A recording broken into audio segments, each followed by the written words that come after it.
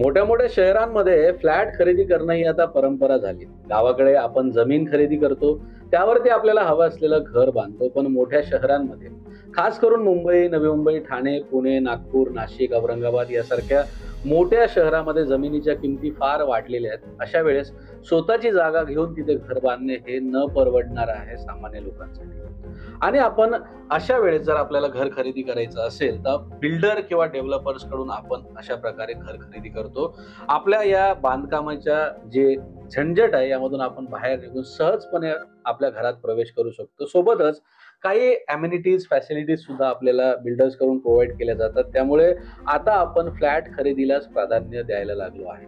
पण घर खरेदी करणं हा महागडा सौदा असतो. एखाद्या बिल्डर्स आणि डेव्हलपर्स कडून घर खरेदी करणं हे जेवढं दिसतं तेवढं सोपं नसतं. खूपदा असं होतं की सामान्य लोकांचं यामध्ये नुकसान होतो, फसवणूक केल्या जाते. त्यामुळे जर तुम्ही फ्लॅट खरेदी करायचा विचार करताय, तुम्हाला जर मुंबई, पुणे, नवी मुंबई, ठाणे, औरंगाबाद सारख्या मोठ्या शहरांमध्ये एखाद्या बिल्डर कडून, एखाद्या डेव्हलपर कडून तुम्हाला फ्लॅट खरेदी करायचा आहे, आपलं घर खरेदी करायचं आहे, तर हा महागडा सौदा करायच्या आधी कोणत्या गोष्टीची काळजी करायला पाहिजे, कोणत्या गोष्टी आपण लक्षात घेतल्या पाहिजे, कोणत्या चुका आपण नाही केल्या पाहिजे, काय गोष्टी तपासल्या पाहिजे, या सगळ्या विषयांवरती आजच्या व्हिडिओमध्ये आपण बोलणार आहोत. तत्पूर्वी जर तुम्ही चॅनलवर नवीन असाल आणि तुम्हाला जर माझं काम योग्य वाटत असेल आणि प्रॉपर्टी आणि रिअल इस्टेट या संबंधित तुम्हाला अपडेट्स आणि माहिती हवी असेल तर चॅनलला नक्की सबस्क्राईब करा. माझं नाव आहे जय नाईक आणि आपण बघताय विराट प्रॉपर्टीज.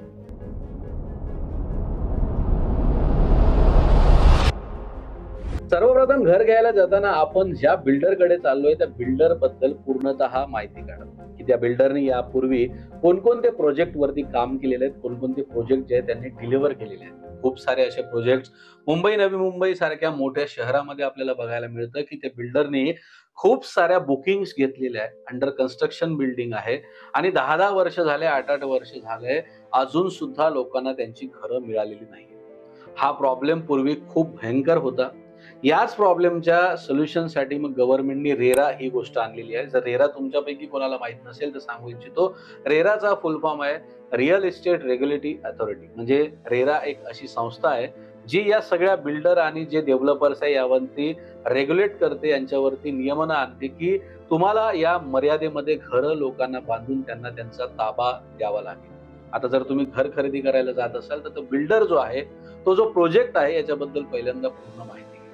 बिल्डर बद्दल तुम्हाला माहिती मिळाली तर पुढे तुमचं दुसरं काम असतं की ते जो प्रोजेक्ट बनतो आहे त्या प्रोजेक्ट बद्दल किंवा त्या बिल्डरचं कोणकोणत्या बँकेशी टायअप आहे, कोणकोणत्या बँकेने त्या प्रोजेक्टला अप्रुव्हल दिलेलं आहे, ते बँकांची माहिती त्या बिल्डर कडून घ्या. आणि जर त्यांनी बँकांची माहिती दिली तर बँकेमध्ये जाऊन सुद्धा त्याची माहिती घ्या की या पर्टिक्युलर प्रोजेक्टला तुम्ही अप्रुव्हल दिलं आहे.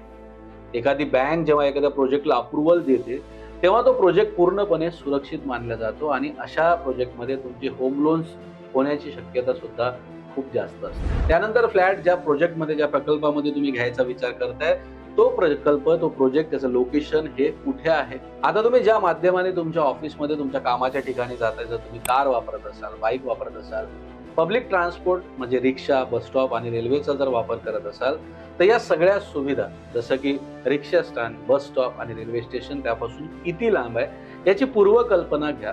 कारण आपण घाईगडबडीमध्ये घर घेतो आणि ती जर गोष्ट खूप लांब असेल तर ती आपल्याला नंतर त्रासदायक ठरते. जो प्रोजेक्ट आहे तो रेरा रजिस्टर्ड आहे की नाही हे चेक करून घ्यायचं. आणि एखादा जर प्रोजेक्ट हा डिस्ट्रिक्ट लेवलला असेल, एखादा प्रोजेक्ट ग्रामपंचायतमध्ये असेल तर त्याला कलेक्टर पासिंग आहे का, 7/12 त्या बिल्डरच्या नावावर आहे का, या सगळ्या गोष्टींची तपासणी तुम्ही घर बुक करायच्या आधी नक्की केली पाहिजे. ज्या एजंट थ्रू तुम्ही घर बुक करताय, ज्या कंपनी थ्रू तुम्ही घर बुक करताय त्यांच्याकडून ही पूर्णपणे माहिती तुम्ही बघितली पाहिजे. इन रिटर्न मध्ये तुम्हाला त्या गोष्टीचं नॉलेज नसेल तर अशा वेळेस ज्यांना त्या गोष्टीची समज आहे, ज्यांना ज्या गोष्टीची नॉलेज आहे, अशा व्यक्तीला, समजदार माणसाला एकदा नक्की त्यांच्यासोबत घेऊन जावे. कारण की हे तुमचा आयुष्याच्या पूर्ण कमाईचा मोठा हिस्सा तुम्ही घर घेण्यासाठी इन्व्हेस्ट करणार आहात. हा महागडा सौदा असतो. तर अशा वेळेस तुम्हाला या सगळ्या गोष्टींची काळजी नक्की घ्यावी लागेल. आता या सगळ्या गोष्टी तपासल्यानंतर जेव्हा तुम्ही ठरवले की पर्टिक्युलर फ्लॅट तुम्हाला घ्यायचा आहे, किती कार्पेट आहे, त्याचा भाव, स्क्वेअर फूट काय चालू आहे, सगळ्या गोष्टी झाल्यानंतर जेव्हा तुम्ही फायनली घर घ्यायला जाता आहात, बुकिंग अमाऊंट तुम्ही दिली आहे, टोकन बिल्डरला तुम्ही पोहोचवलेलं आहे आणि आता तुमचं लोन प्रोसेस वगैरे सगळं सुरू झालेलं आहे, तर अशा टाइमला मग तुम्ही नंतर काय करायचं, कोणत्या डॉक्युमेंटेशनला तुम्हाला चेक करायचे, तपासणी करायची, याच्यावरती आपण बोलूया. सगळ्यात पहिले तर जेव्हा तुम्ही घर घेताय तर त्या डॉक्युमेंटेशन मध्ये सेल डीड आहे की नाही हे तपासा. सेल डीड हा खरेदी विक्रीच्या हस्तांतरणाचा सगळ्यात मोठा पुरावा असतो. बिल्डर कडून तुम्हाला दिला जातो, ज्यामध्ये सर्व अटी आणि शर्ती, कार्पेट एरियापासून सगळ्या गोष्टी त्यामध्ये मेन्शन असतात. तर जेव्हा घर खरेदी करताय, जे डॉक्युमेंटेशन आहे ते तर तुमचे लिगली ऍडव्होकेट जो असतो तो सगळ्या गोष्टी तुम्हाला दाखवतो, पण प्रत्येक गोष्ट आपण वाचून बघत नाही. प्रत्येक गोष्ट, प्रत्येक कागदपत्राची आपल्याला व्हॅल्यू समजून येत नाही. तर अशा वेळेस जो सेल डीड आहे तो आहे की नाही, काही पर्टिक्युलर डॉक्युमेंट्स बद्दल तुम्हाला सांगणार आहे,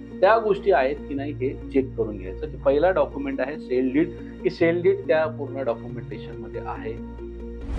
दुसरा आहे मदर डीड.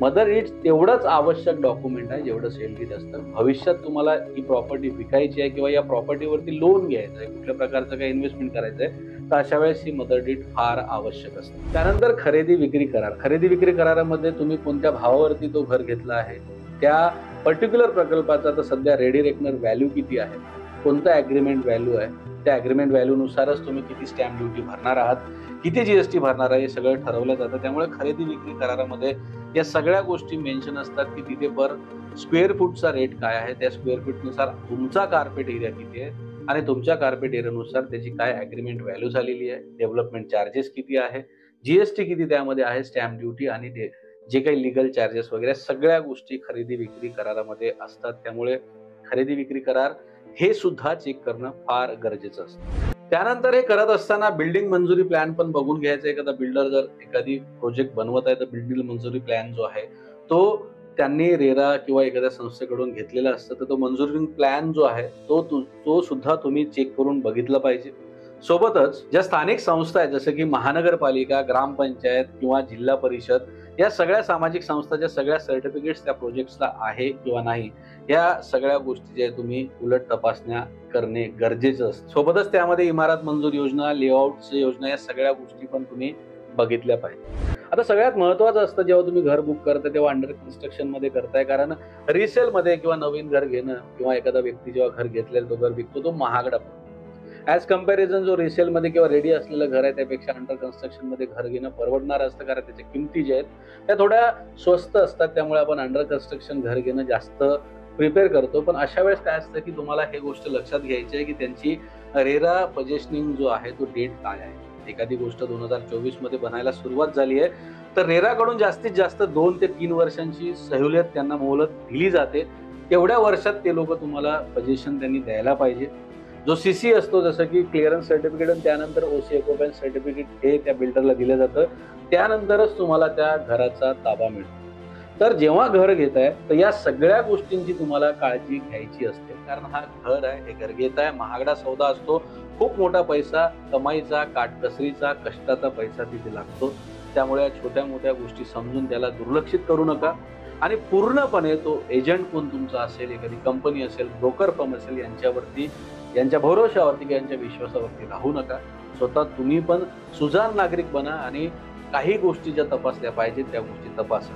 आणि जर तुम्ही ऑलरेडी घर घेतलं असेल तर त्यानंतर 5 वर्षापर्यंत त्या बिल्डरची जबाबदारी असते की कुठल्याही प्रकारचं एखादं घर गळतंय, पाणी गळतंय, कुठे काही असेल तर 5 वर्षापर्यंत हे रेरानी कायदा दिलाय, हे गव्हर्नमेंटनी त्यांना सांगितलंय की पुढचे 5 वर्ष पूर्णपणे बिल्डरची जबाबदारी असते. जर घरात गेलाय, पोझिशन तुम्हाला मिळाले, राहायला गेलाय आणि घरात कुठल्याही प्रकारचं बांधकामामध्ये प्रॉब्लेम असेल, बिल्डिंग मध्ये प्रॉब्लेम असेल, तुम्ही तुमच्या बिल्डरकडे कंप्लेंट करू शकता. अपेक्षा करतो की व्हिडिओ तुम्हाला आवडला असेल, नॉलेजेबल वाटला असेल. तुमचं काही सजेशन असेल तर कमेंट बॉक्स मध्ये मला नक्की सांगा. ऑलरेडी चॅनलला सबस्क्राईब केलंय हा कॉन्फिडन्स मला आपल्यावरती आहे. त्यामुळे आज मी आपली रजा घेतो. नक्की भेटूया पुढच्या व्हिडिओमध्ये. तोपर्यंत आपली काळजी घ्या. धन्यवाद.